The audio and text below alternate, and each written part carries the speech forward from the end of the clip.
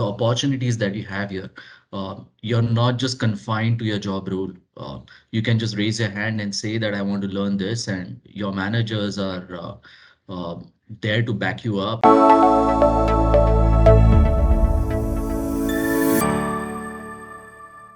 Good morning, friends, and welcome to this episode called as Heroes of Sokrati. So let me welcome the gentleman for today, Anup Tavade. He is the leader. So Anup, very good morning and welcome to this episode.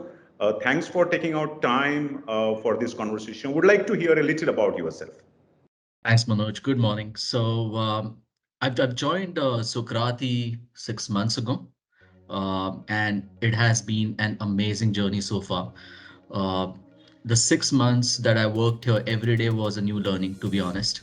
Uh, I had come with preconceived notions about a team manager, but what I got here is such a varied variety of skills that I had to look at, right from procurement to team handling to vendor management, things that I've never done in the past. But it's a great opportunity to work with Sokrati, and absolutely loved every moment of it.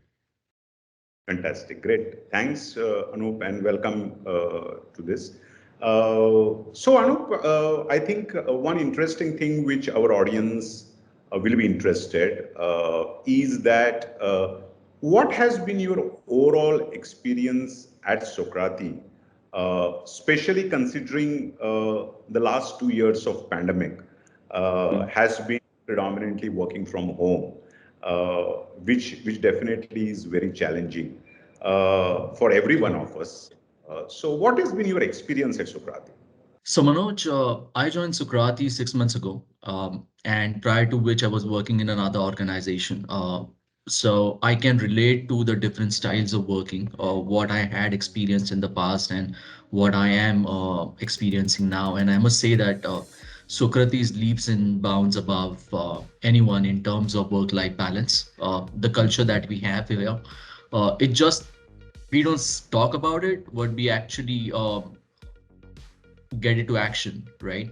For example, I had someone in the family that passed away due to COVID, and when my manager got to know about it, Lorna Dixon and Anuradha Manna, without even thinking twice, they gave me a leave and they asked me to take how much ever time I wanted to get over things and be strong and be back. And I think that kind of support that we extend to every member in the team is priceless. In this pandemic, where ever so much we are silos working from our home, I think what matters is the human touch that's missing in the corporate sector for a long time. And I think Sokrati is a wonderful company to work with. Fantastic. Yeah. Yes. I think, Anup, I totally resonate with you when you said about the culture. So we are on the same stream of conversation. Anup, what I would like to hear from you is that you are invested 6 months at Sokrati, and prior to that, you have many years of experience in the corporate. Okay. What is that unique thing that differentiates, or what is that unique thing about Sokrati which sets us apart from other organizations? Uh, the freedom to learn, really, to be honest, the opportunities that you have here, you're not just confined to your job role. You can just raise your hand and say that I want to learn this, and your managers are there to back you up. And irrespective of if that technology or that learning helps your project or not, it's a pretty close-knit family that supports you in your interests, what you want to do in your career. Uh, Also, in terms of Sokrati, I think what really matters is everyone is there as an open door policy. A lot of organizations talk about it, but over here you can literally talk to anyone, right? You can just Sure.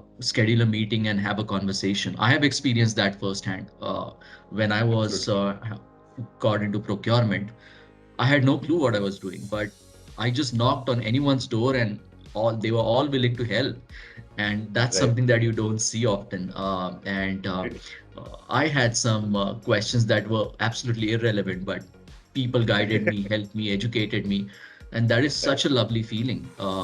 to have True. the support system of the. I mean, it's the one Sokrati kind of emotion that everyone has, and Correct. I think that's something that differentiates one org from another. To be honest.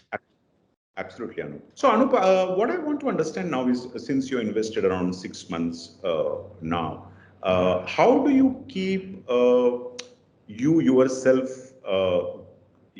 equipped to develop in the leadership role? There are a couple of things that I always had throughout my career.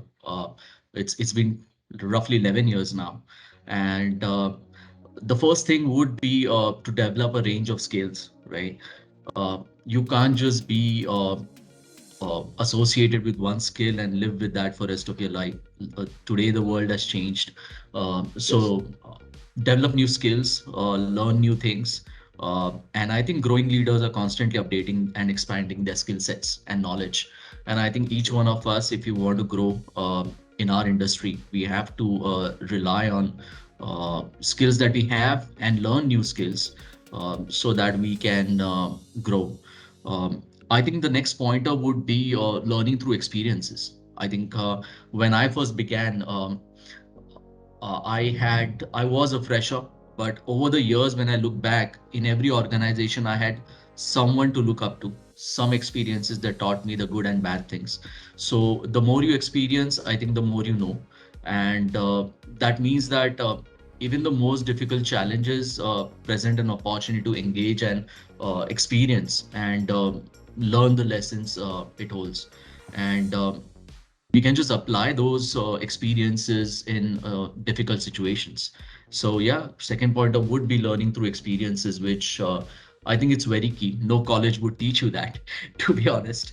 I think but the most important thing in the past 11 years that I've learned is challenge a comfort zone. So I have a lot of people who get into comfort zones and are tempting to be in that comfort zone and not move or do anything apart from that. But there's no room for improvement or to grow when you're in a comfort zone, and hence you should challenge yourself and learn new things and try new things, not just professionally but also in your personal life, and uh, get out of the comfort zone, because as they say, a rolling stone catches no moss. So yeah, no harm in Great. doing that. So but I think one important thing that I always had in the 11 years of experience was a mentor, a coach.